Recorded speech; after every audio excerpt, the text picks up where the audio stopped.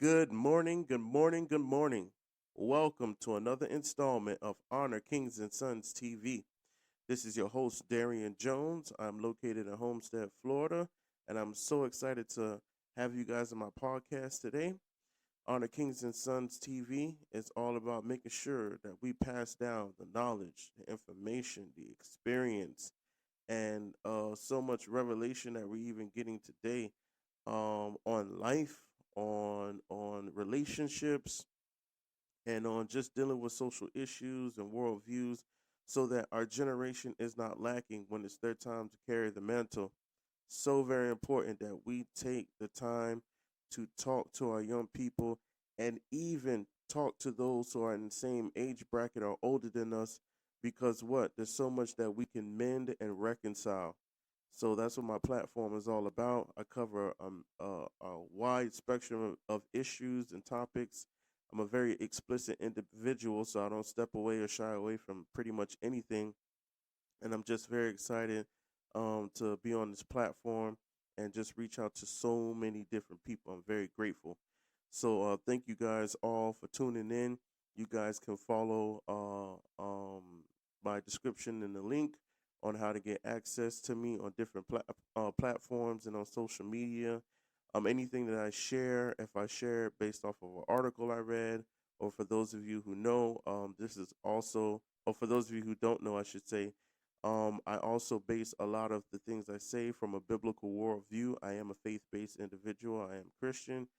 So if I post anything from the Bible or an article I read or anything, just to give you some validity to what I'm saying, you feel free to check the description box and get all that information from there, so that we can talk. I have a way that you can email me. I have my mailing list information. I want you guys to join my mailing list because I want to be able to continue conversation. I'm not just here just to talk and be another voice on the World Wide Web, but I'm really trying to have conversations. I want to be able to talk to somebody from Chile. I want to be able to talk to somebody from Europe, talk to somebody from Canada, Africa, Dubai, talk to somebody from Washington D.C., wherever. So that's my goal, is to make sure I'm reaching out to people. So it's 9:15. I actually had some issues earlier, but I say, you know what? Let me just get this episode going, and then we'll work out the kinks later. So let's do that. Let's get into it. So I'm here, and I said, man, there are so many things that I would want to talk about. I'm sitting here and I'm like, man, I really don't know where to begin. But one thing I want is, I want you guys to be able to start talking back to me pretty soon. I want you guys to be able to, send me an email and say, hey, I'm dying to have somebody have a conversation about this. It could be something that's a current event, a world event, and we just go from there. Um, you know, so just let me know, and I'll sit on it, brew on it, and I'll see when's the right time. I won't ignore it, but I like to pay attention to timing, so that I know the right time to introduce a topic. All right. So let's keep it going. Let's keep it flowing. So today I want to talk to you guys about impact. I want to talk to you about impact, and I want to talk to you about different aspects of impact that some people don't pay attention to, which is why they don't experience impact.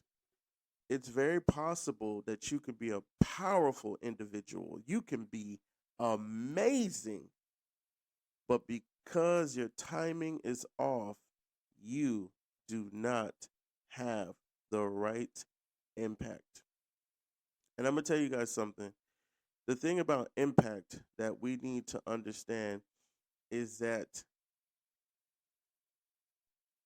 there's nothing that can be memorable about you if you are not aware of the urgency of a matter.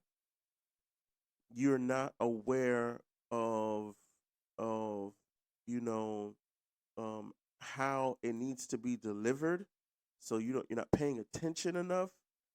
Um, and to be honest with you, you're not in position.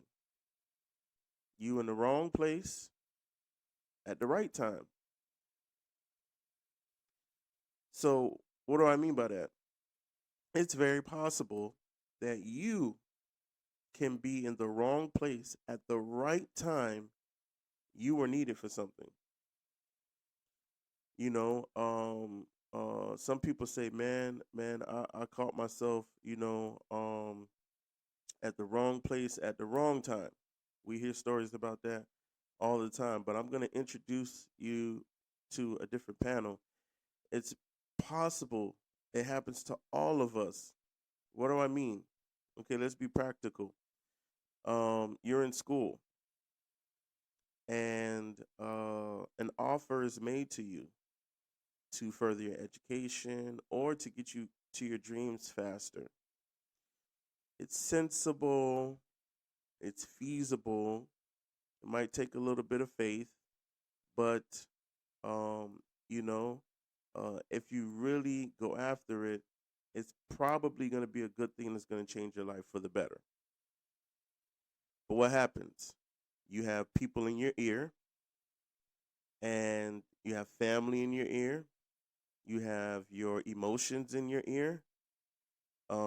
You have the doubt of others, and all of those things fight and stop you from making that decision. It's happened to me.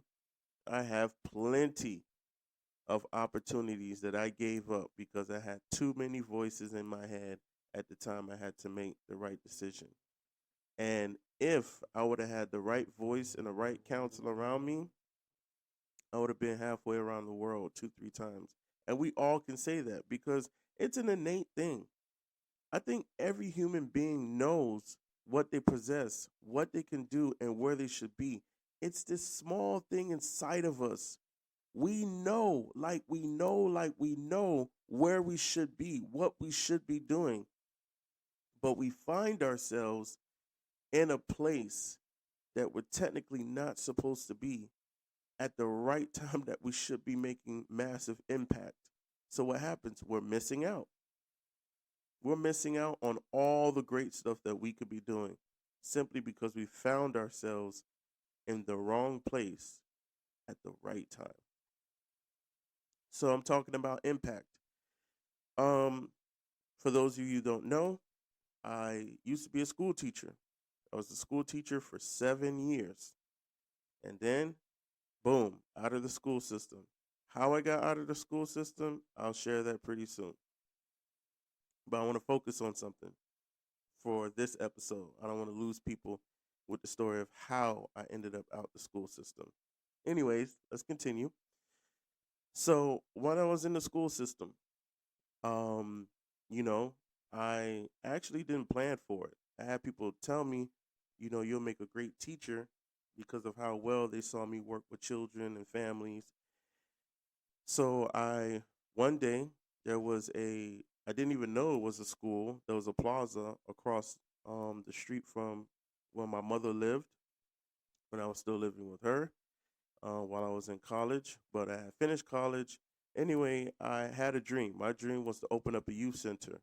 I told myself I'll take a couple of years, I'll build my volunteer portfolio, I'll work with organizations, I'll make money using my talents, I'll save and open up the business, and then I'll make it happen.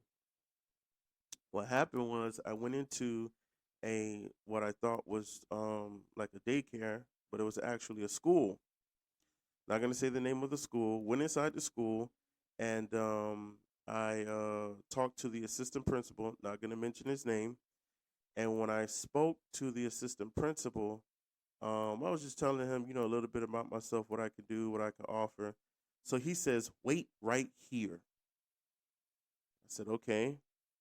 He was gone probably maybe 5, 7 minutes. He was gone a couple of minutes. He comes back with the principal, and I'm not gonna mention her name. She was like, wow, I am tremendously impressed." You know, She says, there's an opportunity for you to be a substitute. I said, okay, I'll take it. So I did it. And once I did that, I literally, I think the following day, yeah, I came and I was a substitute teacher. It was a private school. So, it's a little bit, different, a little bit easier to get in the gate. I substituted for about 2 weeks. And then, long story short, the lady who I was substituting, she wanted to go back to her old job, so she kind of left, like just just left out of the blue. And I think within a week or so from that point, or 2 weeks or so, boom, I became a teacher. So I was literally a substitute teacher for about close to a month, maybe almost 2 months, roughly. And then by the end of the school year, I was a full blown teacher in a private school, just like that. Um, and it was not easy because this private school, these kids were, whoa, they were intense, and it was testing time. So the assistant principal, he pretty much he mapped everything out, and that was the first time I got a taste of the school system. A lot of people think that private, charter, and public are just three different entire entities. Uh, Probably on an administrative level, um, and of course, you have the board of education. Private schools don't really have to respond to a board of education.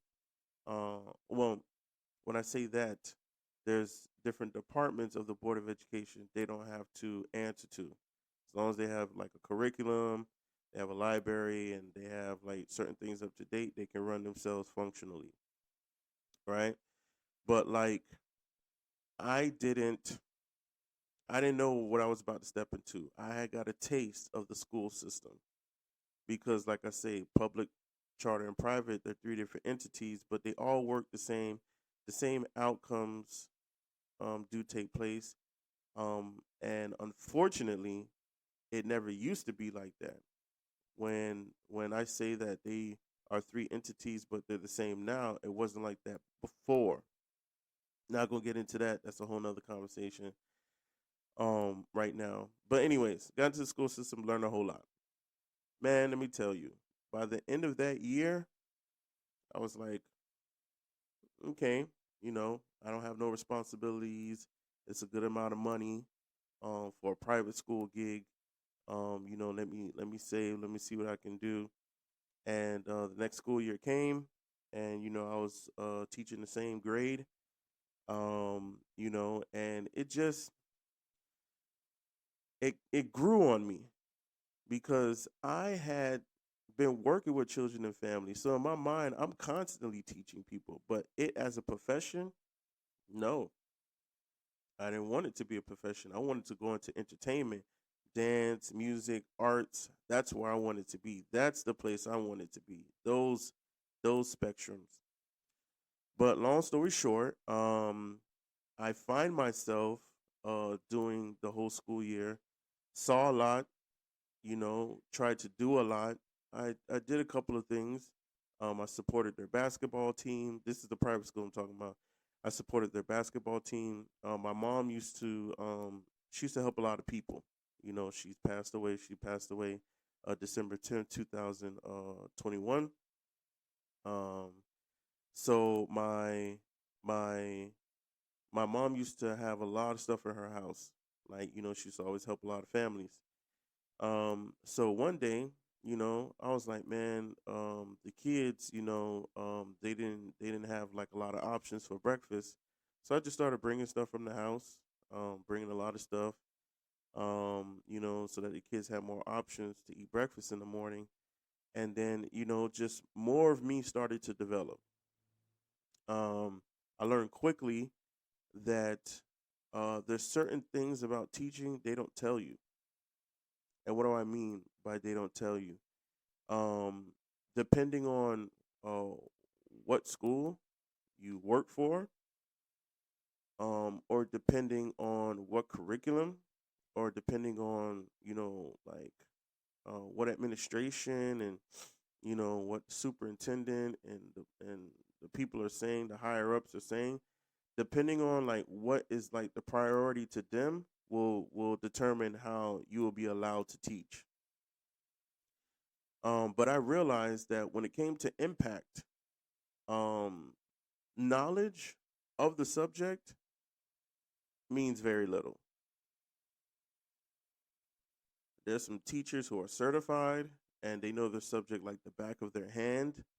But the truth be told is that when you start dealing with kids, the other things that you have to do to reel that kid in does not afford you the time to even get the whole curriculum out. Sometimes, sometimes you can cover the whole curriculum, but the knowledge within each topic, each subject, each unit that you share, all of that does not come across to that student. It doesn't. There's so many factors that that student is battling with. You know, they might be going through a depressive time. Maybe their parents are going through a divorce, so they have to deal with the yelling, the arguing. The household being split up. Kid may have a dysfunctional home. Family in the streets or doing illegal activities, and they got to maneuver around that.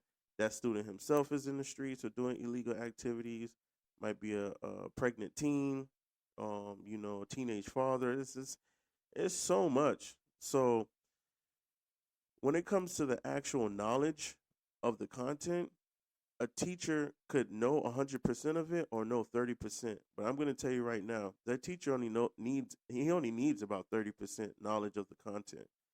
Why? Because you translating how you translating what it is you want your student to know, and then you getting the student to care enough about what you're telling them for them to see how it's going to be actually useful in their life. That's time consuming. So, my first year, the kids I dealt with, oh my God, when I say major amount of issues, major amount of issues, very unruly, didn't respect authority, just oh my God, so much. So I had to find out, what am I gonna do to get them to want to be excited about learning something. Forget about the 7 subjects they had to cover. Going through that, huh? Okay, you will come home with cancer, trying to get kids to learn every single subject and digest every single thing that's in the textbook. You'll come home destroyed. I had to start from ground zero. I had to create an environment that made the kids excited to want to learn something. So what I did was I spent most of my time talking to them. And then as I was talking to them, I said so much to make them want to ask questions. And then I would structure how many questions they could ask, how long we would do the segment, right? And it got to the point where once we began that relationship, then I could slowly introduce the materials from the curriculum, so that they can begin to learn. And there's so many things about the school system today that I don't have liberty to get into now, but I will talk about on an episode that it was important that I did that. Some parents sometimes can be a little they can be a little naive because maybe their life is busy, like truly they're busy, so they don't have time to like address the truth about the situation with their kids learning abilities. Some of them are not, they don't investigate enough. They don't know like if their child is like truly knowledgeable, or they're just hiding behind the fact that they're not really being challenged mentally. It's so much I can go into. So most parents are just think that if their child comes home with all A's, or B's or whatever, that the child is smart, intelligent, and able. But then when life hits, we find out that they were not. Um, or if they meet a teacher who challenges their character, challenges who they are as a learner, and they find out that they cannot meet that standard, then there's always hiccups and problems and stuff like that. But anyways, I don't want to lose sight of the impact part. So, like I said, I had to go backwards and I had to start from the foundational standpoint. And I'm going to tell you something. I started to have impact. I'm going to tell you why I started to have impact. I started to have impact because I was I was creating a streamline. I was creating a structure. I wasn't creating a structure to make them, robotic. I was creating a structure to where they will understand when it was a good time for them to be creative and a time for them to focus. And it was changing the culture of the school. And because I was making them think outside of what they were forced to think, I was changing the culture. I made them test out things outside of what they thought they could do. So I was changing the culture. And then I was creating bravery inside of them. Most kids are brave most kids are brave to do the wrong things. We see that all the time. You might see a mischievous kid, a kid who is easily swayed by like a older crowd or by a like peer pressure, right? So that crowd of people that they're around is building up their courage and their bravery to do bad things.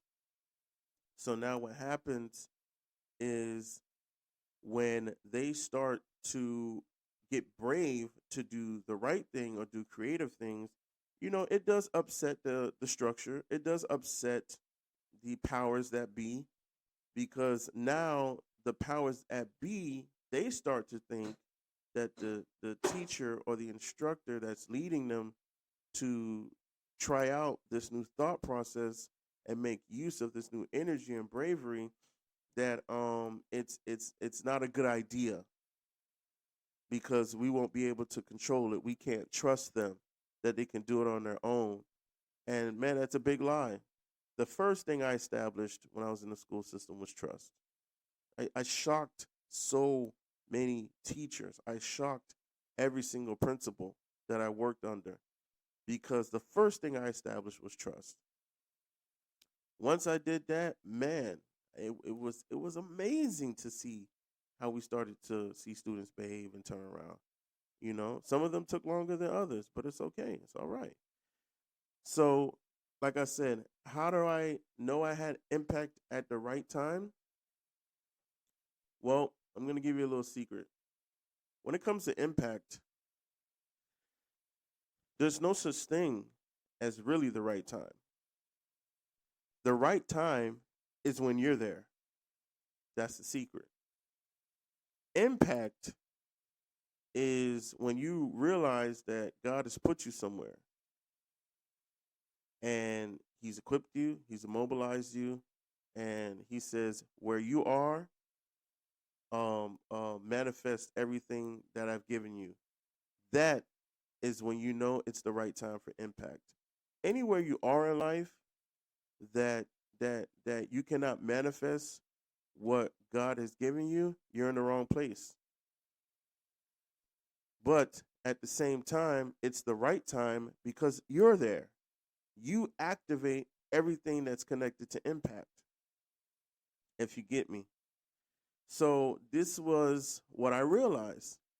There's no such thing as the right time, technically, because as long as we all are living and breathing and God has given us something, it's always the right time. So time itself is impact. As the clock ticks, every minute is impact. As you breathe, impact. As you walk, impact. As you stare, as you open a door, as you close a door, as you say hello, as you say goodbye, all impact. As time is ticking, impact can take place. So every time I stepped into a school, that's what happened. And it wasn't a pride thing, it wasn't like I'm there, here's Darian. It was like, well, God put me here. Let's see what happens. And that was the beginning stages of impact that I started to uh, um, experience. So I'm going to close off with this. Just yesterday, I was at a movie theater, that's near my job. At Homestead Showbiz Cinemas, that's the movie theater. But I work at the Homestead Cybrarium. I'm the teen and young adult programmer there at this present time. And I go there all the time. I mingle with the staff. I'm respectable.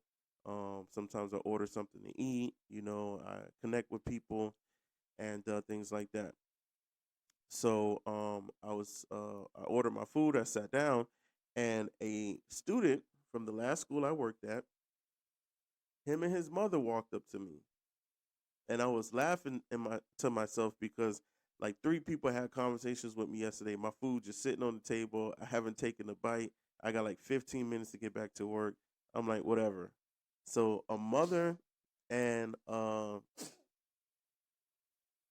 sorry everybody, my daughter is here and she wants to be a part of the podcast. Hi mama, good morning. Mhm. I'll be with you in a second. Let me finish. Okay. So anyways, when I went, the mother and the son walked up to me and she's like, "Listen, ever since you left, they have not stopped talking about you. When you started, they talked about you. When you finished, they talked about you. You have no idea what you left on those kids at that school. You have no idea what you did." And I just sat there and I just said, "Thank you. I did my best." And what was crazy was when I when she was telling me everything and going into detail about different stuff that I had did and her son would come home and talk about. At that moment I was like, wow, I really took it to the extreme before I left. Like I did some wild and crazy things, you know but it's because I knew what was being created that I knew to maneuver like that. And I'll share my story one day soon. I'll probably do like a docu series or something. And I realized that the reason I was able to have impact, that particular school, because that particular school, there's a special story with that school. That particular school, the reason why I had so much impact was because I simply was there. I was filled with joy, filled with enthusiasm, filled with creativity, filled with boldness, filled with bravery. I was filled with so many different things, and the school was not. This is 2020. This is COVID. This is 2020, 2021. These two school years, COVID years. It was dead. Every school was like that. Teachers weren't talking to students. Students weren't talking to teachers. Teachers weren't even talking to each other. No interaction, no life. You go in the building, you do your work, you leave. So, when I started to see what was happening as a result of COVID and families and so much, I said no. I cannot go to work like this. I cannot go to work like this. I don't know about other people, but I can't. So, that's what I did. I I went to I went to my house. I brought back my JBL, and that's how it all started. I brought my JBL, and I just would play music, you know, and I had a loud JBL, so you could hear it like pretty much down two sides of the hallway. And then next thing you know, I just started dancing. I just started saying stuff to inspire the kids, and they would look at me like I'm crazy, but I just kept doing it. Then one day, I started to do like illustrations with the music. Like I brought my boxing gloves. I would do like different things. I just brought different things and just tried out different stuff. By by I would say after holidays 2020, I had the whole second floor jumping. I had kids running from the first floor to the second floor just to watch everybody dance and have a good time. Um, I think I went viral on TikTok, but to this day, the kids won't tell me the student who recorded me, because I think he still thinks I'm gonna get him in trouble. I'm not. Just wanted to know how many views I had. But yeah, I did all of this stuff, and let me tell you something. I left impressions that I don't know how long they're gonna last, by the grace of God. And it's simply because I was there. Technically, not because it was the perfect timing. The perfect timing is as I'm living and breathing in that place and I'm using every moment to reach out to a student, that is the right time and impact would take place. So I'm gonna end it off here. I feel like definitely there might be a part two, part three to talking about impact um, with this. So I want to thank everybody for listening today. You can follow me on my different platforms. I'm trying to get on to Google Podcasts. I'll be on Podcast Player, Pantheon, YouTube. Any descriptions that you're looking for, there'll be, any links you're looking for, they'll be in the description below. Thank you guys so much. Please make sure you join my mailing list. Tell somebody about my podcast, and just have a wonderful day. So that's my time, y'all. This is Honor Kings and Sons TV with Darian Jones, located in Homestead, Florida. God bless you. Just have a wonderful time with yourself, friends, and family. Love on one another. And I see you guys on another installment. Peace.